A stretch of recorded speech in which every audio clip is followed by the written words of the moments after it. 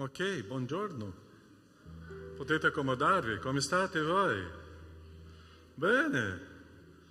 Come è andata? Sì, la settimana bene? Sì, che bello. Stiamo per iniziare un culto oggi, offrire un culto al nostro Dio. E ringraziamo per quello che Lui fa nella nostra storia, nella nostra vita. E tu che sei a casa, anche un buongiorno. Come state? Bene?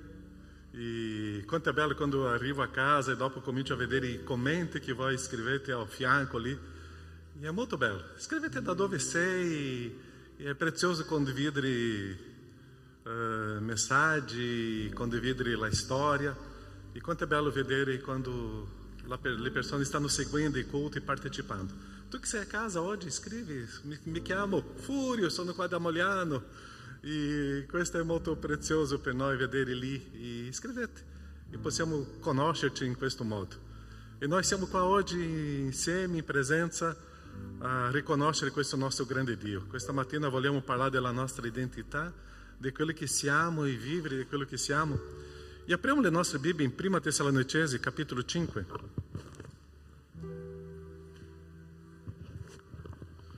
1 Tessalonicesi, capitolo 5. Dal versetto 4 in poi. 1 Tessalonicesi 5, 4 in poi. Ma voi, fratelli, non siete nelle tenebre, così che in quel giorno abbia a sorprendervi come un ladro. Perché voi tutti siete figli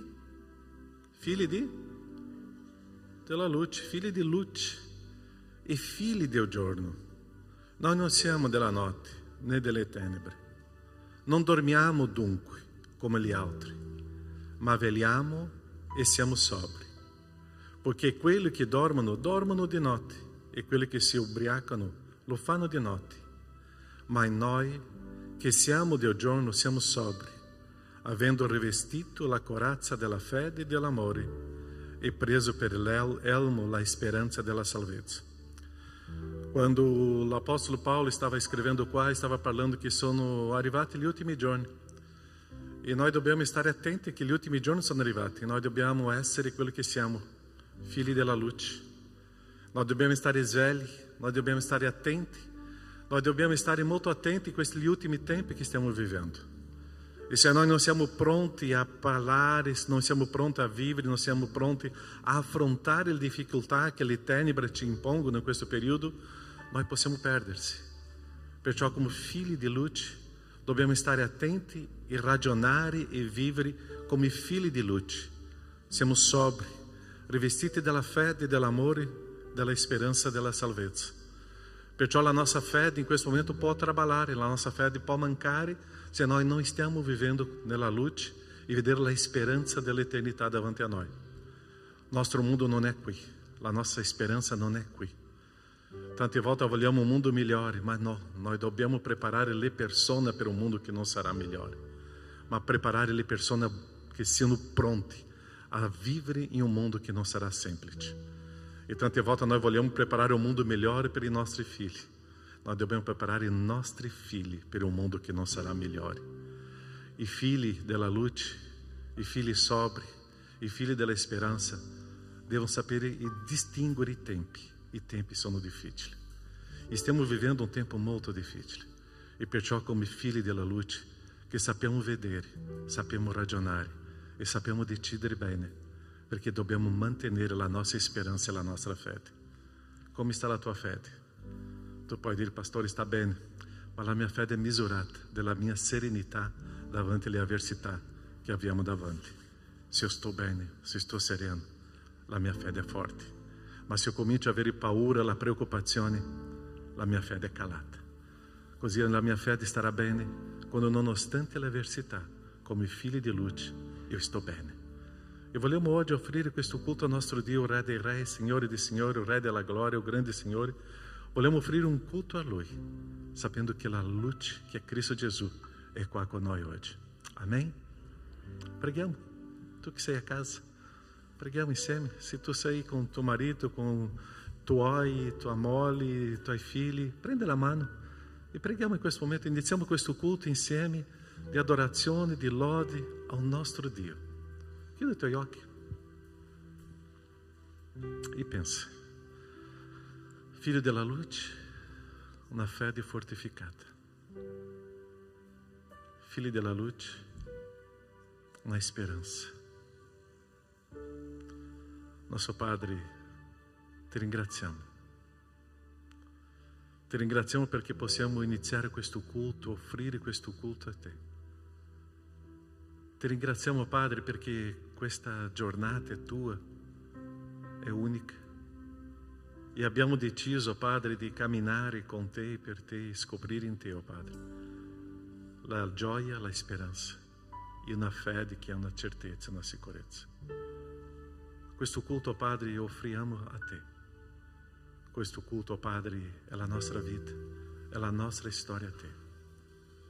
Che tu possa riempire, oh Padre, il nostro cuore di gioia e che noi possiamo trasmettere questa gioia verso le persone.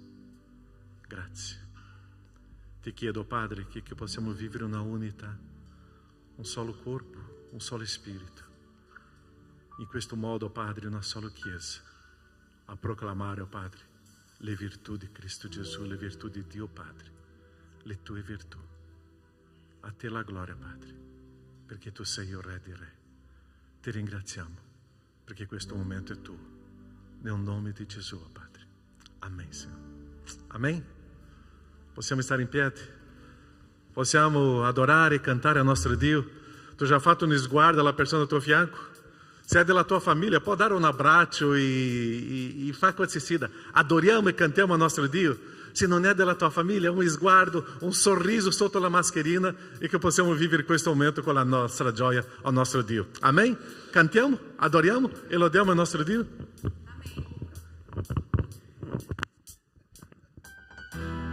Gloria a Dio.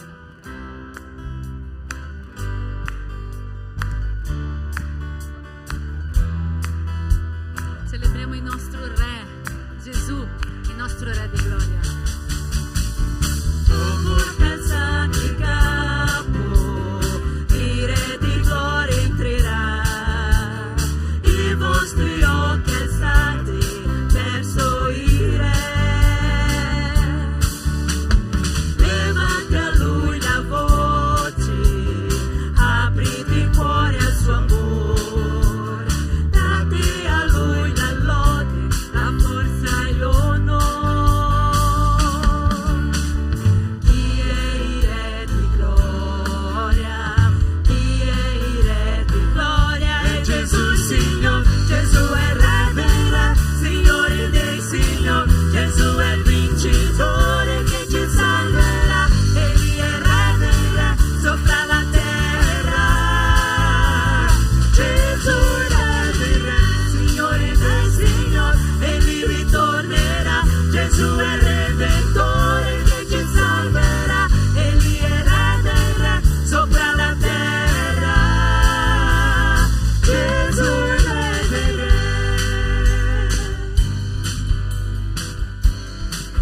Cantiamo ancora? Oh, potestà di capo, il Re di gloria entrerà, i vostri occhi alzati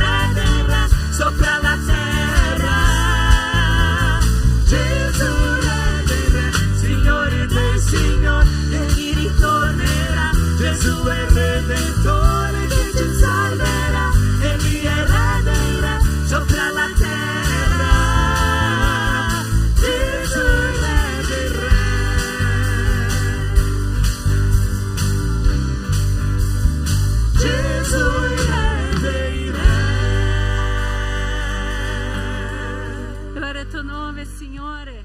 Io ti esalterò, mio Dio, mio Re, e benedirò il tuo nome in eterno. Amen. E noi vogliamo benedire il nome del nostro Signore, vogliamo cercare il suo volto, vogliamo sentire la sua presenza, Signore, in questo posto, nelle nostre vite, Signore. Benedice il tuo popolo, Padre.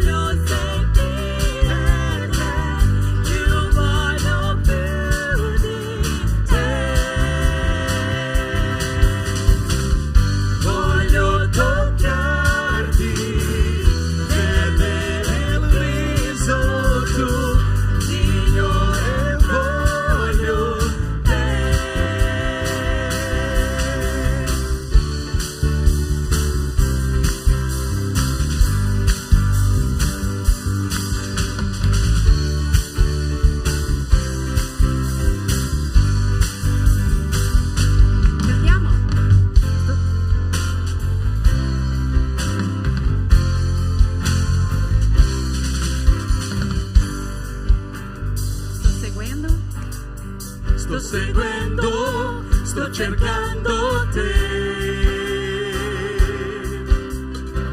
La corona conquista. Sto lottando, niente può fermarmi perché sto seguendo te. Signore, voglio te. Signor, ti voglio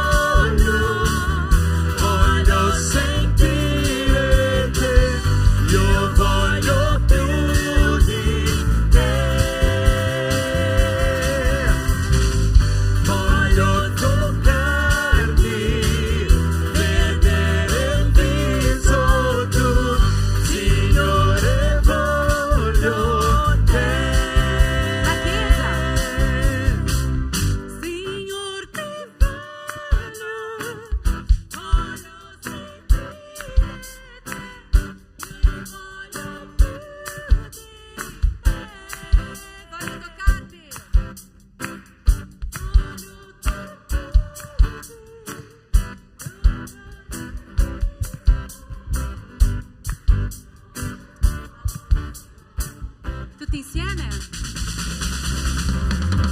Signor, ti voglio sentire te, io voglio più di te, voglio toccarti, vedere il viso tuo, Signore, voglio te.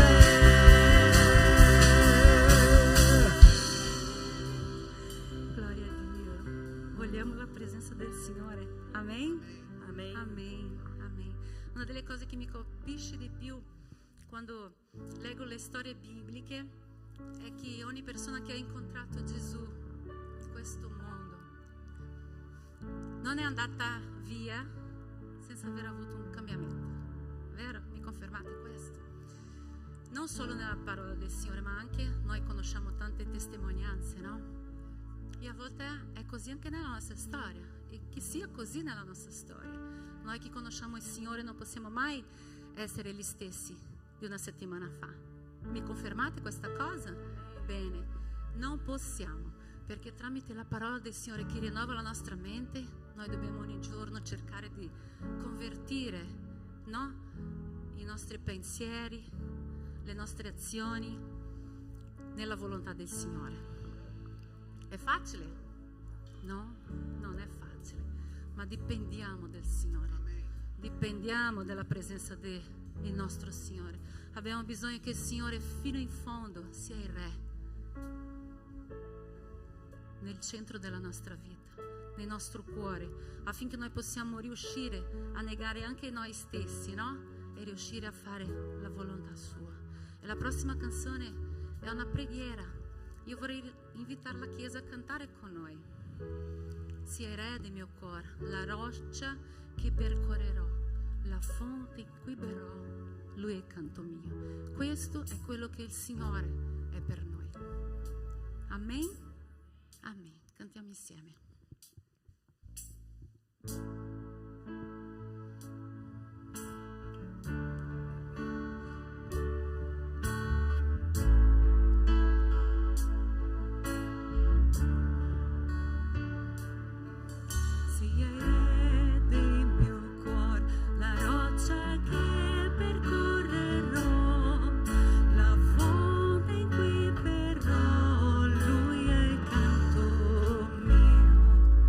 Sia il Re del mio cuore, l'ombra che mi coprirà, la vera libertà, Lui è il canto mio. Se tu sei buono, se tu sei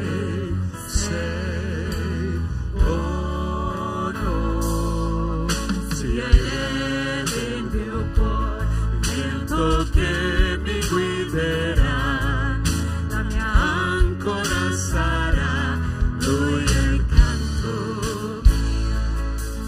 Sia il Re del mio cuore, fuoco nel mio cuore che mi fa vivere per Dio, Lui è il canto. Sia il Re, Sia il Re del mio cuore, fuoco nel mio cuore che mi fa vivere per Dio, Lui è il canto mio. Se tu sei buono, se tu sei buono, se tu sei buono, se tu sei buono, non mi deluderai, tu non mi deluderai, non mi deluderai, tu non mi deluderai. insieme. Non mi deluderai, tu non mi deluderai, non mi deluderai, tu non mi deluderai,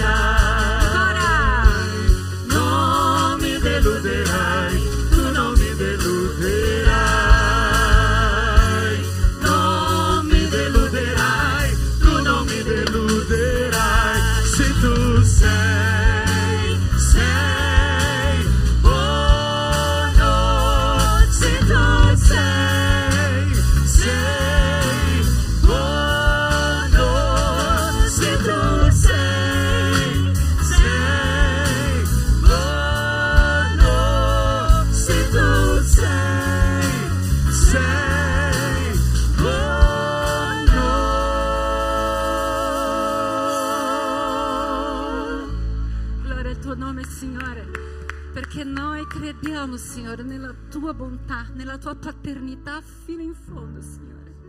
Fino in fondo, Signore, anche se molte volte le nostre circostanze non sono facili da capire o da vedere, Signore, ma noi confidiamo in te, Signore. Confidiamo che tu non ci deluderai, Signore. A colui che ha consegnato la vita nelle tue mani, Signore. Tu sei un Padre perfetto, Signore. Chiediamo, Signore, che la nostra volontà, Signore, sia allineata, Signore, con quello che tu vuoi per noi, Padre. Rivelaci, Signore.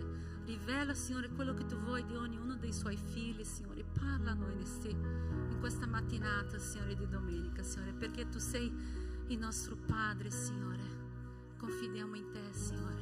Lodato sia il tuo nome.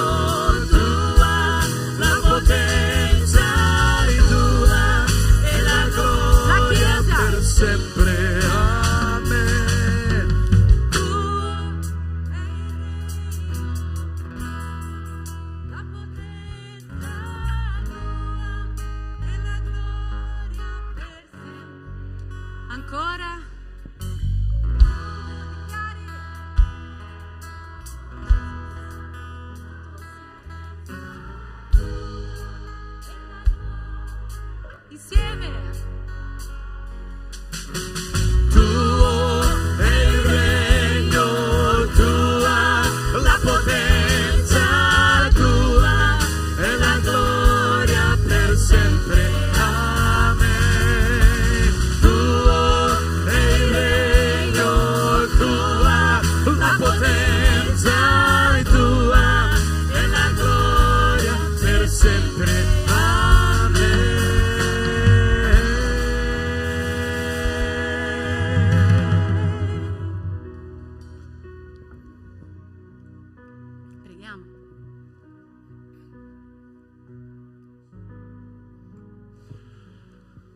Quanto è prezioso adorarti, fare delle affermazioni di quello che tu sei, di quello che è. Tuo, Padre, è il regno, tua è la potenza. Tu sei sovrano, Padre, tu sei il grande Dio che ci hai creato, ha creato tutto. Da un nulla tu hai fatto tutto. La potenza è tua. E noi siamo qua, oh Padre, per adorarti per quello che tu sei, il tuo amore, la tua grazia, la tua bontà, la tua misericordia, la tua compassione, tutto quello che tu sei e di quello che abbiamo scoperto nella nostra vita. Noi siamo qua, oh Padre, per adorarti per quello che tu sei. E questo amore tuo per noi, oh Padre, è degno di lodi e adorazioni. Riconosciamo, oh Padre, che tu sei qua in mezzo a noi. Tuo è il regno. Tante volte, Padre, noi perdiamo questa dimensione della tua grandezza e perdiamo la gioia di vedere o quanto è bello, prezioso stare insieme a te in lode e le adorazioni. Ma siamo qua, oh Padre, per novamente dire che tu sei un nostro Dio e a te è tutta la nostra adorazione. Tu sei Dio, tu sei grande. E grazie, oh Padre, che possiamo cantare in questo modo e aprire il nostro cuore con questa gioia, Padre, perché tu sei il nostro Dio e tu hai salvato la nostra anima, la nostra vita. Adesso siamo liberi per adorarti e abbiamo l'eternità davanti a noi, oh Padre. Questa è la nostra speranza e la nostra fede. Grazie, oh Padre, grazie per questo momento e cantiamo a te, tuo, nel nome di Gesù. Amen. Continuiamo, cantiamo novamente? Tuo. Tua il regno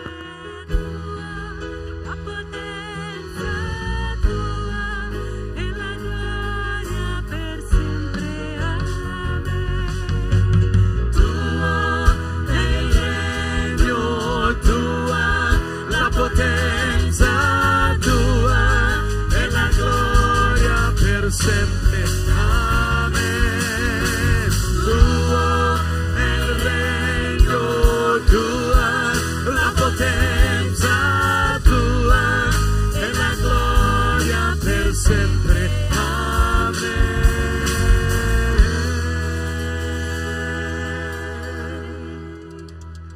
Gloria a Dio.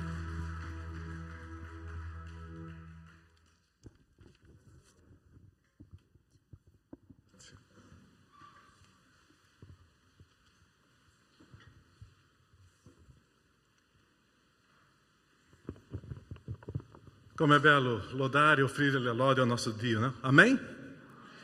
Quanto è bello. Stavo ricevendo adesso messaggini delle persone che sono distanti, ringraziando a Dio per questo momento di lode e di adorazione. Quanto è bello, prezioso. Stiamo camminando in questo periodo delle frasi, delle affermazioni di Gesù verso di noi. E oggi c'è una parola molto bella. E qual è questa parola? Renegati. Che cosa significa renegati?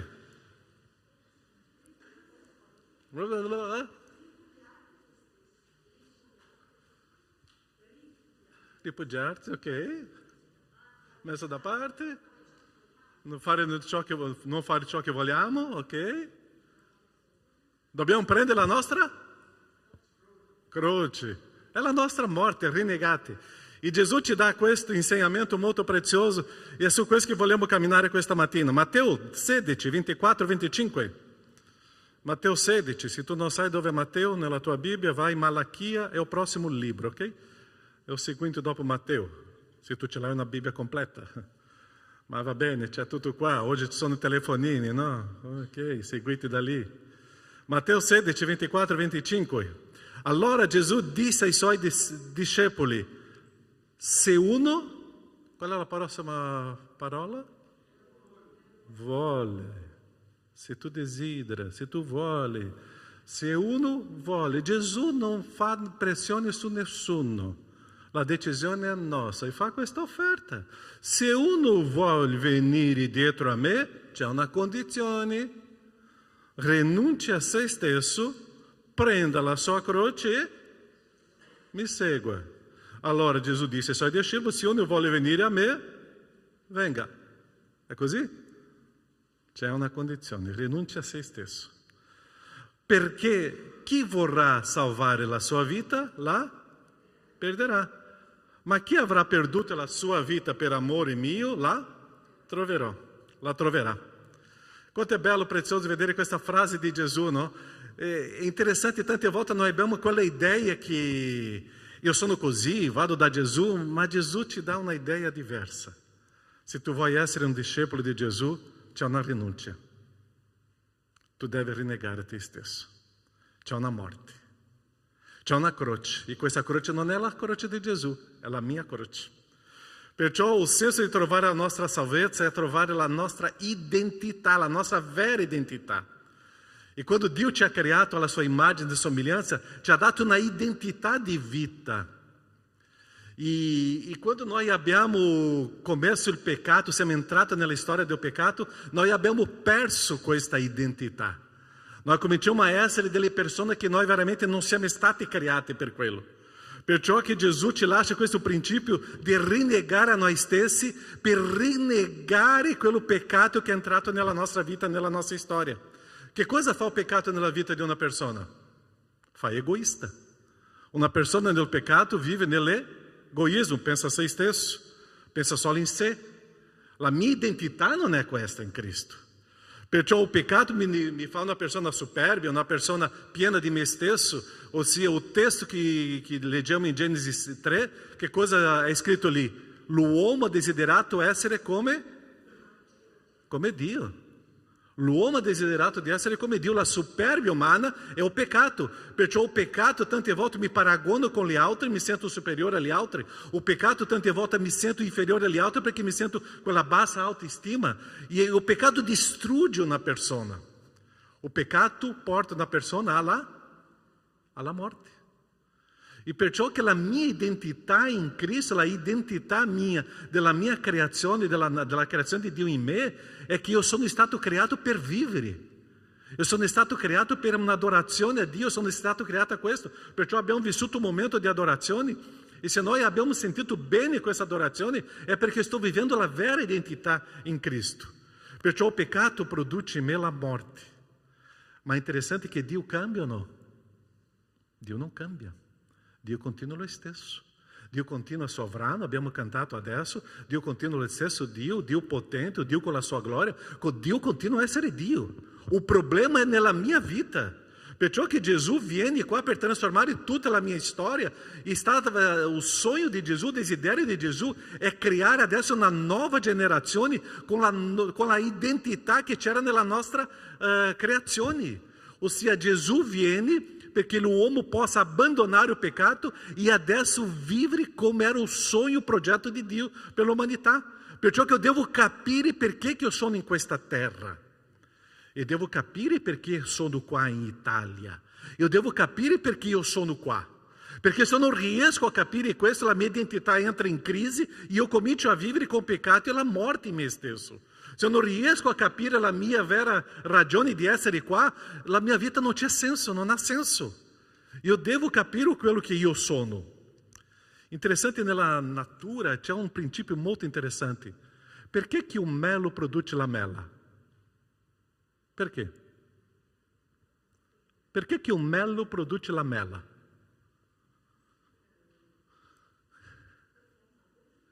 Perché è un albero di mela. Lui è, ok. L'altra cosa. è stato creato per quello, ok, manca l'altro passo, giusto, perché o melo produce lamella. Bla bla bla bla. Per mantenere la specie.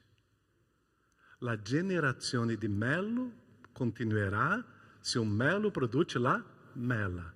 Se apre la mela, prende il seme, mette sulla terra e viene un altro albero di mela, perché l'altro sarà morto nel passato. Le specie, la generazione è così. Il frutto che un albero produce non è solo per noi mangiare, è perché si comincia adesso a produrre una nuova generazione di quell'albero, di quella specie. Avete percepito che quando un albero sta morendo produce più fiori? Avete percepito che un albero quando sta morendo produce più frutti? Perché? Perché deve continuare la generazione. Avete percepito che quando sta morendo c'è più vita, sembra che c'è più vita, perché sembra che è l'ultimo sforzo. Qual è il principio di potare un albero? Qual è il principio? Per dare più frutti. Noi creiamo in quell'albero un stress e quell'albero pensa che sta succedendo qualche crisi, adesso produce più frutti, più semi, in modo che ci sono più frutti, più alberi nel futuro. E è interessante che questo principio nella vita cristiana è molto simile. Quando c'è la persecuzione, che cosa fa la Chiesa? Prega di più. Si coinvolge di più. Comincia a predicare di più. Quando la Chiesa è stata perseguitata a Gerusalemme, la Chiesa è andata per tutta la terra.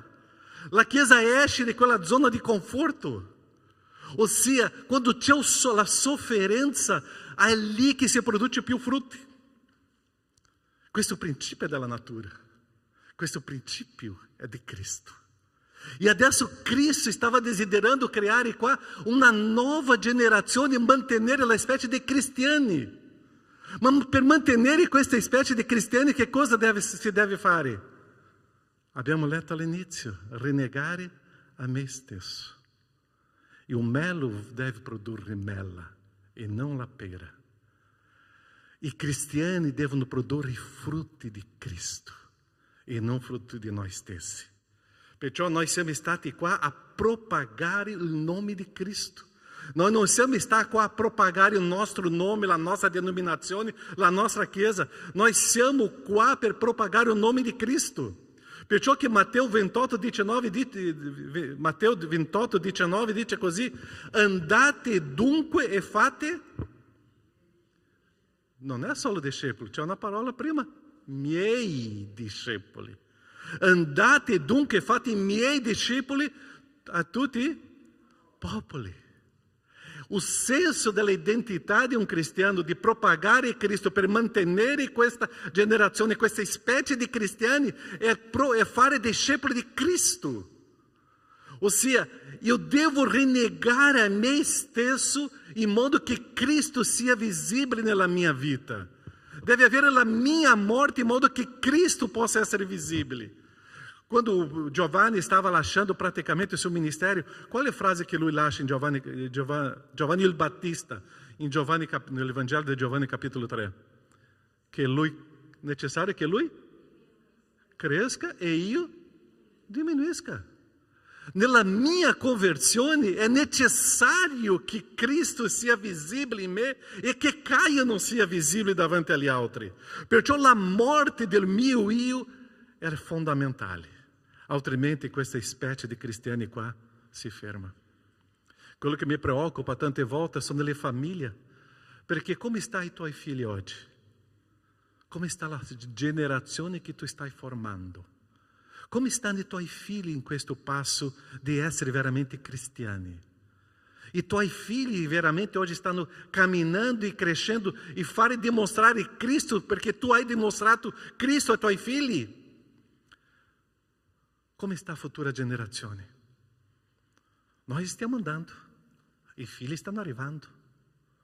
Noi stiamo andando dicendo già ciao, ma i nostri figli? Loro stanno amando il Signore, stanno desiderando il Signore, já stanno trasmettendo la persona di Cristo. Gálatas 2:20, Paulo lascia una frase, un testo bellissimo. Sono stato crocifisso con Cristo. E viene questo famoso testo che noi conosciamo. Non sono più io che vivo, ma Cristo che vive in me. Cristo vive in me. La vita che vivo ora nella carne, la vivo nella fede nel Figlio di Dio, o quale mi ha amato e mi ha dato per me stesso. La mia vita finita in Cristo. E quando c'è la mia morte, c'è la vita. Quando cerco di fare vedere la mia vita, significa che c'è la mia morte. Perché io sto morendo, perché io devo fare vedere Cristo, è lì che c'è il senso di vivere per Cristo. Perciò non posso fare vedere Caio, io devo fare vedere Dio. La mia domanda oggi, la gente nel tuo lavoro, la gente nella tua scuola, la gente nella tua casa, vedono più la tua persona o vedono più Cristo? Se domani tu esci del tuo lavoro, della tua scuola, la gente dirà: abbiamo perso un cristiano o abbiamo perso Caio? È lì che è il mio termômetro di vedere se sto vivendo questo principio della rinuncia.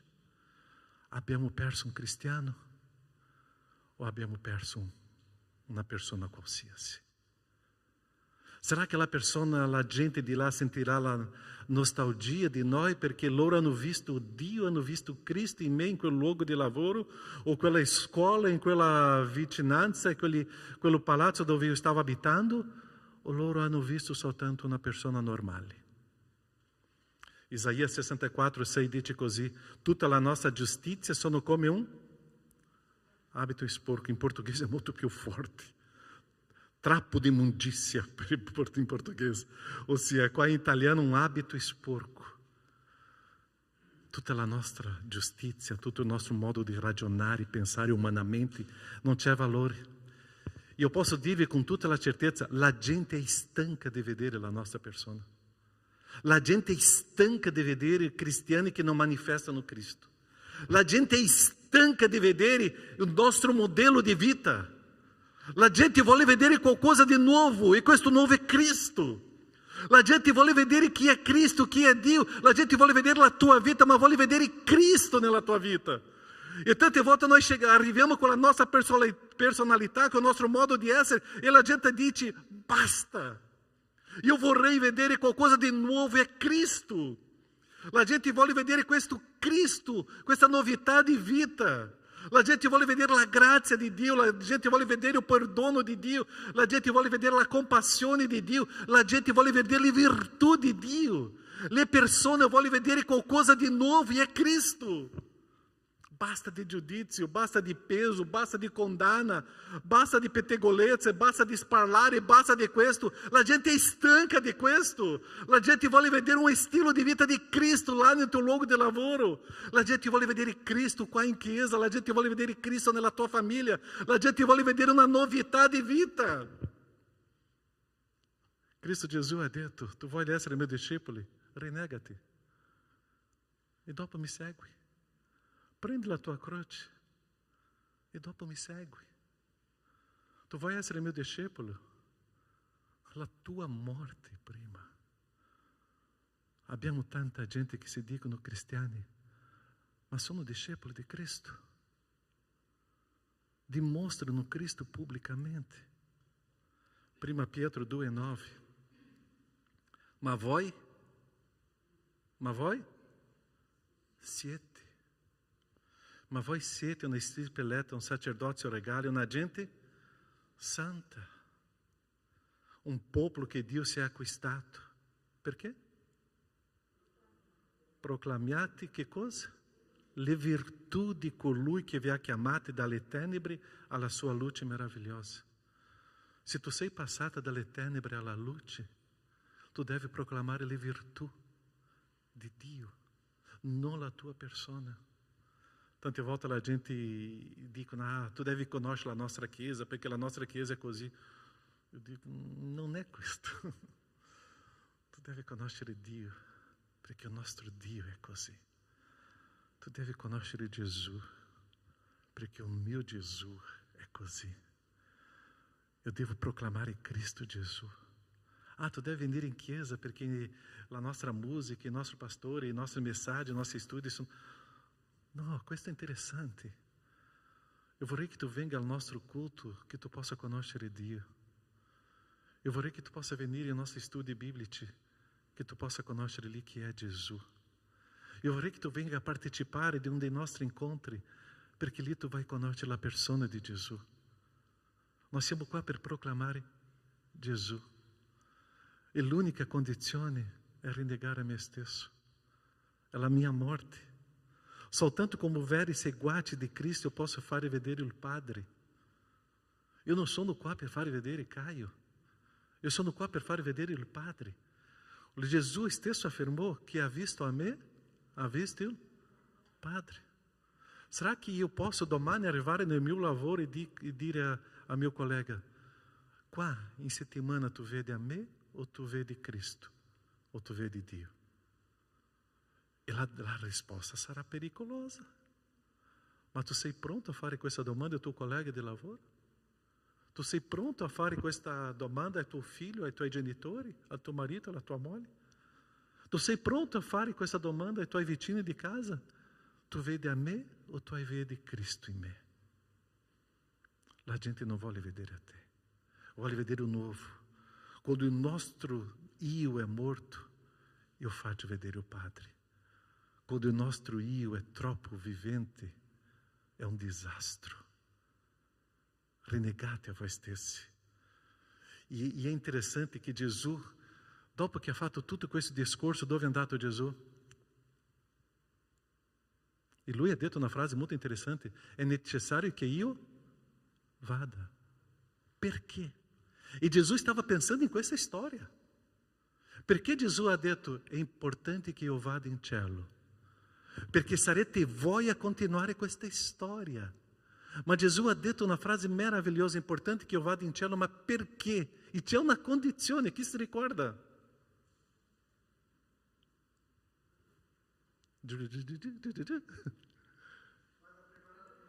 Non era questa, anche questo, ma c'era l'altra condizione importante. E è nello stesso brano. Io invio adesso lo Spirito Santo. Perché è necessario che io vada per inviare lo Spirito Santo, perché voi da solo non siete capaci di fare vedere il Padre. E adesso lo Spirito Santo entrerà nella vostra vita e voi sarete capaci di fare vedere chi è il Padre e chi sono io. Perciò che Gesù dice: adesso io lascio la responsabilità con voi. Ma non ci abbandona. E lui invia lo Spirito Santo, e lo Spirito Santo è Dio. E questo Spirito Santo entra nella vita do credente e rende o credente capace di vivere le caratteristiche del Padre. Tu non sei da solo, tu ce l'hai lo Spirito Santo. Tu non sei un codardo, tu sei un coraggioso per fare vedere il Padre. Tu non sei una persona debole, tu sei potente nello Spirito Santo per fare vedere il Padre. Perciò lo Spirito Santo viene per noi, per darci la capacità di fare vedere chi è il Padre. Questo spirito di forza, di coraggio, d'amore, di autocontrollo, questo Spirito Santo di potenza entra nella nostra vita e la Chiesa e la vita cambia. Chi era Pietro prima di avere lo Spirito Santo? Un codardo, ha rinnegato Gesù quante volte? Di seguito. Chi era Pietro quando entra lo Spirito Santo? Andato davanti ai tribunali e ha difeso la fede. Chi è Caio prima di avere lo Spirito Santo? Era una persona chiusa, non voleva condividere niente della fede, ma quando entra lo Spirito Santo, chi è Caio? Deve essere quello con la potenza di Dio a fare vedere chi è il Padre. Chi tu sei con la presenza dello Spirito Santo? Tu devi essere un coraggioso. Tu devi fare vedere chi è Dio, perché la potenza di Dio è con te. È questa la nostra identità. È qui che entra la nostra immagine e somiglianza, ritornare all'origine. Adesso la potenza dello Spirito Santo mi fa vedere chi sono io. Perciò che la Chiesa è viva perché c'è la potenza di Dio. Ci sono le manifestazioni di Dio. Perciò che la Chiesa gioisce, manifesta la gloria di Dio, la Chiesa è presente, e è interessante o quanto la gente percepisce che c'è questa Chiesa viva. Salmo 126, versetto numero 2. Allora spuntarono sorrisi sulle nostre labbra e canti di gioia sulle nostre lingue. Allora si diceva, dove? Tra le nazioni. Il Signore ha fatto cose grandi per loro. Gli altri vedevano che c'era Dio in mezzo al popolo di Israele. Gli altri vedevano che c'era Dio in mezzo a quella gente. Gli altri percepivano che c'era Dio e che Dio faceva cose grandi per loro. Quanto è bello vedere la gente dicendo, nella vostra chiesa è prezioso, succede questo. Sì, perché c'è Dio. C'è Dio. Ma nella vostra chiesa voi passate per difficoltà e problemi, situazioni. Sì, ma c'è Dio e voi potete percepire quante belle cose succedono. Questo ultimo periodo è stato meraviglioso. Abbiamo ricevuto una bolletta di luce stupenda, meravigliosa, altissima. Non sono ironico di questa volta. Sembra ironia, ma sa perché? La bolletta è stata alta e quando mi hanno detto è stata alta, ho detto, gloria a Dio. Perché? Ci sono giorni qua che questa chiesa è aperta 14 ore al giorno. La luce è attaccata. Settimane scorse, l'altra settimana siamo rimasti qua 4 giorni della settimana con la chiesa aperta oltre 14 ore al giorno. La luce è attaccata. Mi preoccupava se la bolletta fosse di 100 euro. Io preferisco una bolletta di 700 euro con la chiesa viva, presente, che una bolletta di 100 euro e la chiesa chiusa. Un giorno qua eravamo più di 20 persone dentro di questa chiesa un giovedì. E queste 20 persone quasi tutti non sono della chiesa. Grazie a Dio per questa bolletta alta. Grazie a Dio. Dobbiamo pagare, ok? Tra poco sono le offerte, ok? Tra poco noi dobbiamo pensare, ok, dobbiamo aiutare a pagare questa bolletta di 700 euro. Ok? Io pensando, noi siamo qua un centinaio di persone. Un centinaio di persone, puoi immaginare 5 euro a testa qua, paghiamo questa bolletta. Così se tu vuoi fare un'offerta oggi di minimo 5 euro, paghiamo questa bolletta. Amém? Ok, 15 persone già saranno. Ma, alleluia! La chiesa è viva e la gente arriva qua con gioia e esce di qua con gioia. Ieri ho visto una persona qua venerdì e ieri che non è della chiesa, che è arrivata qua con un sorriso qua e è uscita di qua con un sorriso che è ancora molto più grande. Io ho detto, grazie a Dio, è questa la chiesa di Dio, perché c'è la potenza di Dio, c'è lo Spirito Santo che si muove, che è libero. E è questo che è vivo in noi, è questo che dobbiamo camminare, è questa grandezza che Dio deve fare vedere, che noi dobbiamo fare vedere alla gente fuori. E che la gente qua possa percepire, c'è vita qua sopra. C'è vita qua sopra. E le gente che entrano qua devono uscire, c'è vita in mezzo a noi, perché c'è lo Spirito Santo, c'è Dio. Renegate a voi stessi. Ma se noi cominciamo a fare vedere chi siamo noi, io come persona, c'è morte per gli altri, basta! Quanto è bello quando Gesù dice, rinegate a voi stessi, prendete la croce e seguitemi. E lo Spirito Santo entrerà nella vostra vita e tu comincerai a fare le cose che tu non puoi neanche immaginare. Tu vivrai delle esperienze che tu non puoi neanche immaginare. Il soprannaturale di Dio comincerà a manifestarsi nella tua vita. E tu vedrai delle guarigioni, delle trasformazioni, tu vedrai delle grandi cose. Alleluia! Noi non possiamo essere una chiesa timida. Noi non possiamo essere una chiesa con paura. Noi dobbiamo essere una chiesa viva, presente, com coraggio.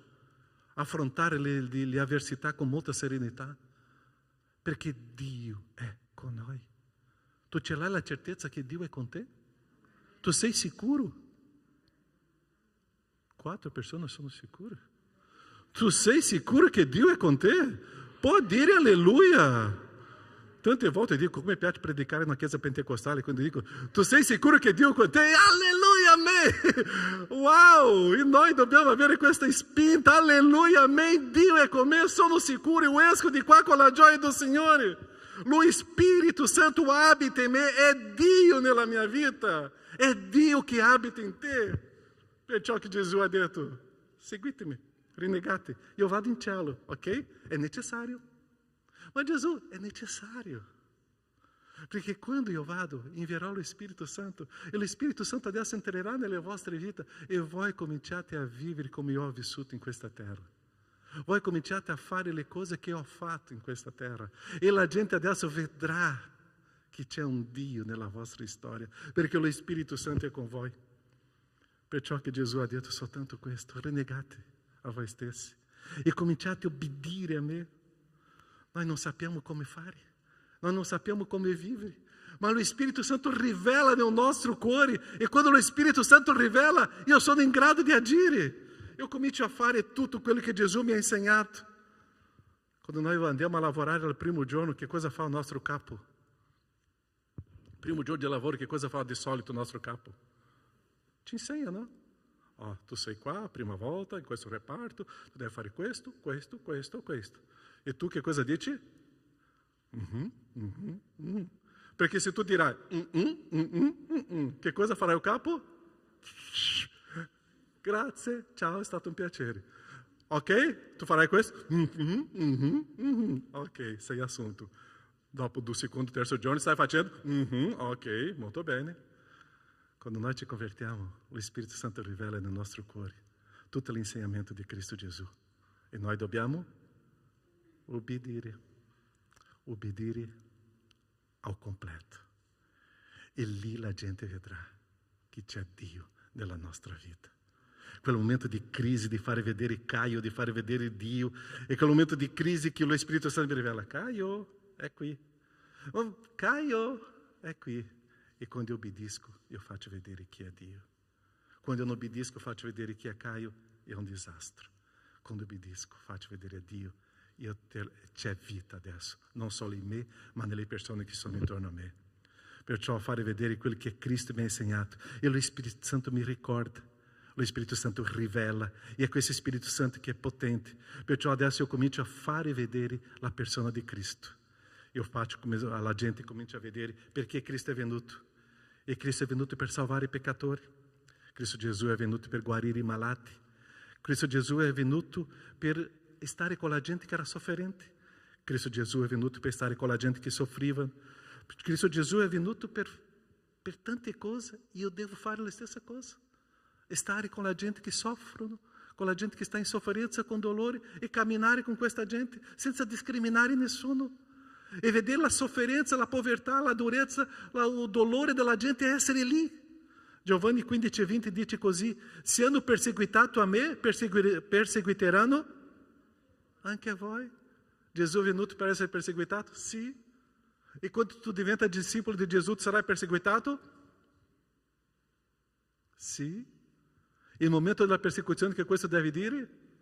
Alleluia, gloria a Dio, che onore soffrire per Cristo Gesù. Che privilegio! È per questo. Perciò Gesù è venuto per perdonare, io devo perdonare.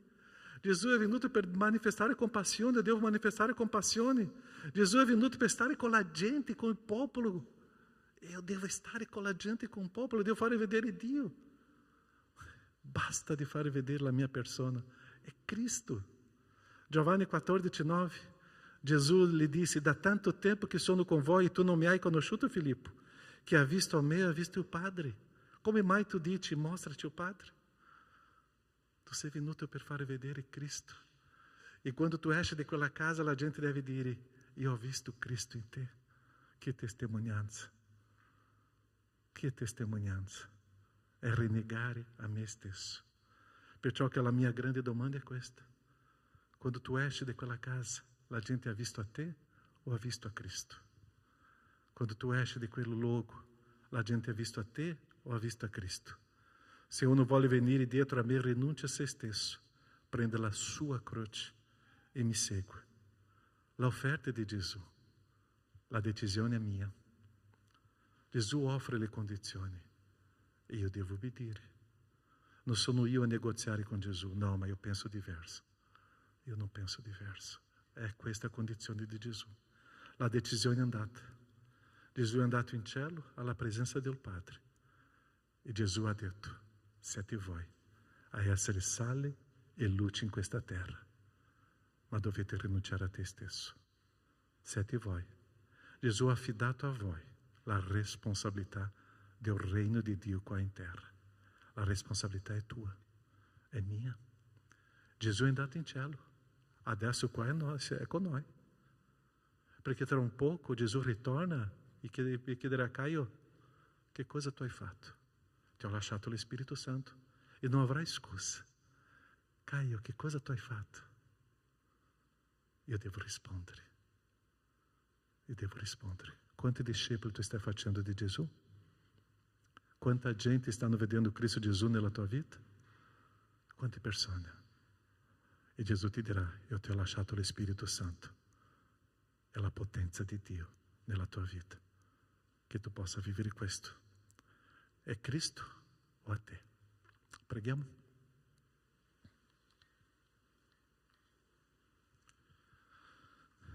Come sta la tua vita con Cristo? La gente vede Cristo o vedi troppo la tua persona?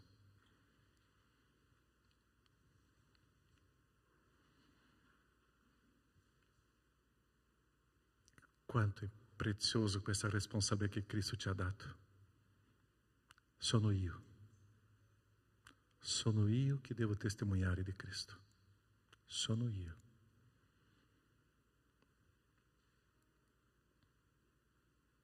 Cristo è andato e ha lasciato con me. È come se fosse un datore di lavoro, un padrone di una ditta che se n'è andato e ha detto: adesso è con te. Ma io ritorno. Io vorrei vedere questa ditta che possa crescere. Cristo Gesù ha fatto più o meno così. Mi ha dato tutte le condizioni, la capacità, la potenza. E ha detto: fate i miei discepoli di tutti i popoli. Fate i miei discepoli. Ma rinnegati a te stesso. Prenda la tua croce, seguimi. E così tu farai dei discepoli. Discepoli di Cristo. Gesù affermò: rinnegati a te stesso. Ritorna alla tua origine, immagine e somiglianza di Dio. Faccia vedere alla gente chi è Dio. Che tu sia una persona che possa trasmettere le caratteristiche di Dio. Lo Spirito Santo è con noi e ci rende capaci di essere quelli che Cristo ha sognato per noi. Grazie, Padre, perché è un grande privilegio, Padre, avere la presenza di Dio dentro di noi, lo Spirito Santo in noi. Che privilegio! Ma non è per noi, è per la gente. Che io possa morire, oh Padre, sempre, fare vedere tu nelle mie decisioni, oh Padre, il tuo amore.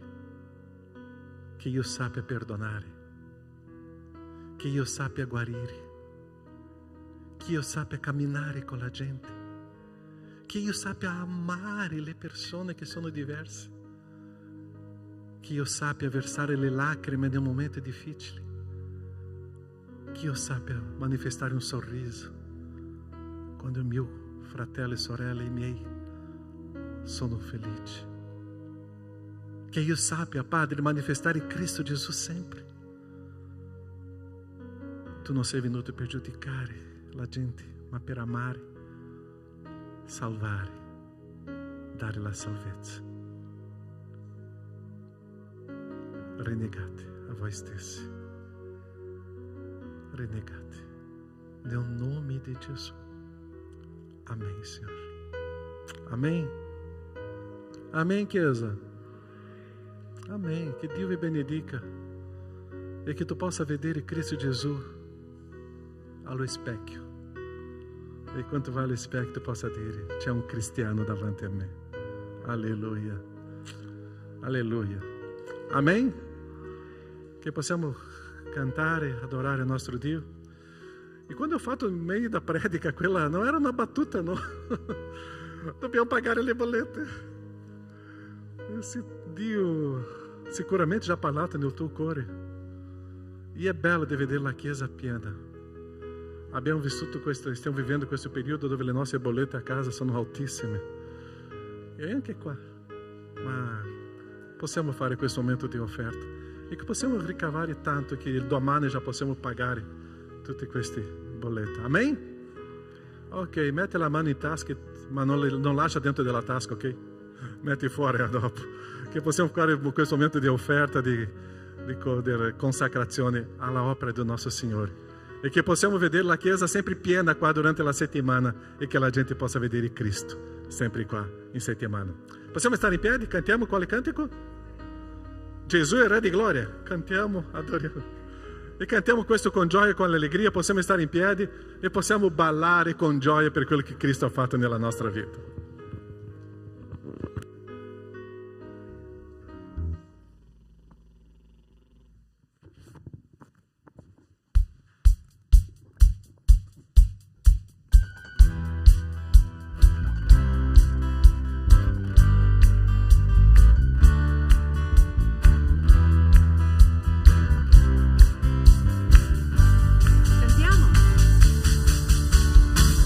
Fortaleza mi